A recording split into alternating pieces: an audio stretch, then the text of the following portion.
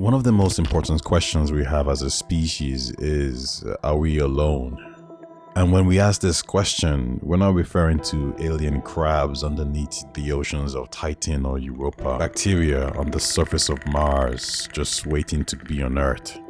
We're referring to something different, something deeper, something special, something more. We're referring to intelligent life. And if I truly believe it's out there, then it only makes sense that I would want literature, film, and any other form of entertainment I can consume to explore this topic to the fullest. And what better way is there to explore this topic than with my favorite hobby? The most interactive medium out there when it comes to exploration, interaction, and storytelling. The medium that takes from its brothers and sisters, it combines them and makes it into something special. Let's talk games. Let's talk about how aliens adds more to the story. But before that, let's take a step back. Here are the arguments for why you don't need another intelligent race. Let's talk games. Diversity in humans and other species. One of the benefits of meeting or interacting with another intelligent life is diversity. Take humanity as an example. As a group, we come in all shapes, colors, and sizes. And in Starfield, we have the pleasure of dealing with various factions that would embody all these shapes, colors, and sizes. Now consider each faction has its own history and lore. Throw humanity's diversity into that pool of history and lore. And what do you get? You get a wealth of options from a story perspective to draw from. Now also consider how the land influences each faction's culture. For example, think about New Atlantis, where the wealth and rich predominantly stay, a land governed by strict rules and an adherence to law. Think about Neon, a city founded on the drug Aurora, and now think about the people that would inhabit this type of planet. M'expliquez ce que vous faites ici, Madame Winkler? Je l'ai lu, votre dernier livre.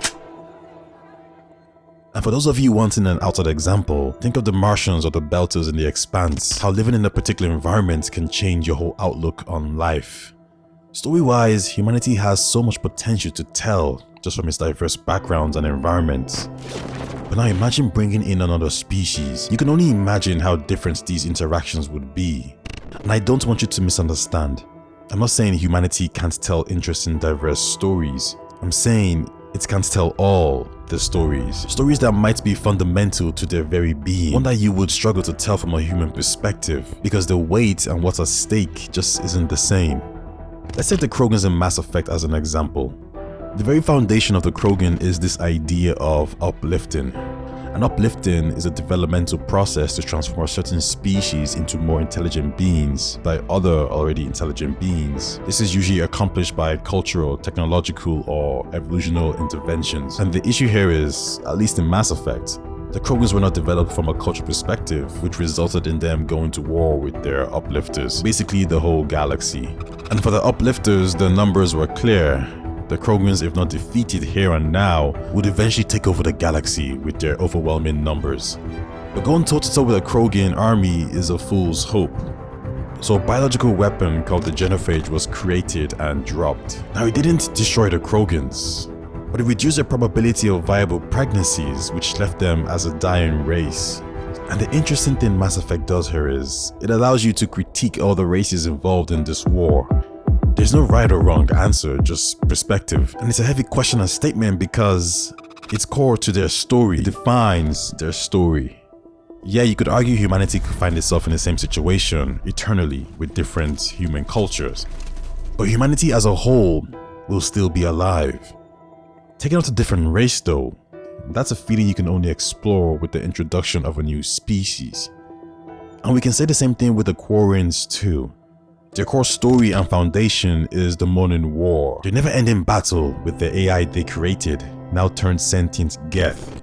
So when you have to decide between them and Legion's people, you have pause. It's a different species, no racial constructs. You're not wiping out a different shade of humanity that every member originated from.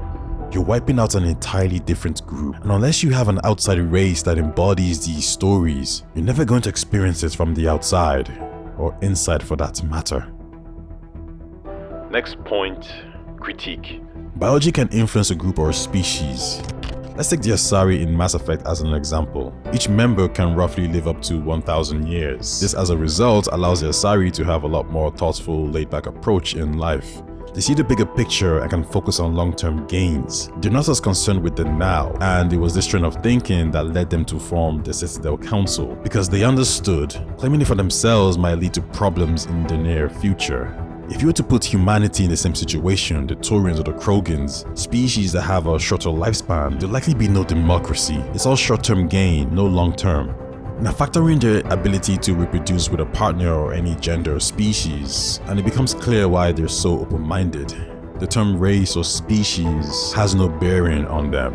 What this means is, if you ever get a chance to speak to an Asari, you can have multi-layered conversations with them on a wide variety of topics. And more importantly, it allows them to critique you in a way no other human can. The Salarians are the opposite of the Asari, but I won't go into that. I think you get my point so far. And this also takes me to the next point. One of the most interesting parts about meeting a group of new people is their culture. There's something alluring about seeing something different, and meeting a new race takes that to the next level. I mentioned how biology can influence culture, and there are many other influences that can play a role too. Think about the three-body problem, where the concept of lying isn't an option. Presented humanity with a new way to speak and tackle their alien aggressors who couldn't lie or deceive them. Think about the Angaran culture that is more family-focused. Social convention stresses the individual think about the collective as opposed to the singular. Self-sacrifice and cooperation are emphasized in this society. Crimes are not punished by their nature, but by how widespread the consequences of said crime was. Your people are also free with their emotions. They'll say how they feel and show you, even if it entails violence. That extends to family members. You might think of these as minor changes, but a whole race embodying this way of thinking would change any type of communication. Talking to a human in the same scenario might lead to a different outcome. Talking to an Angaran might have you in bed or shot. And again, you consider certain cultures that embody this from a human perspective. Maybe some nations are more family orientated, but it doesn't define us. It's not something you can attribute to the human race. And I've always felt any decision you make will have more weight simply because you're talking. To conclude, this isn't to say we need aliens to tell good, interesting stories. This is to say aliens can introduce new concepts that would make for an interesting story.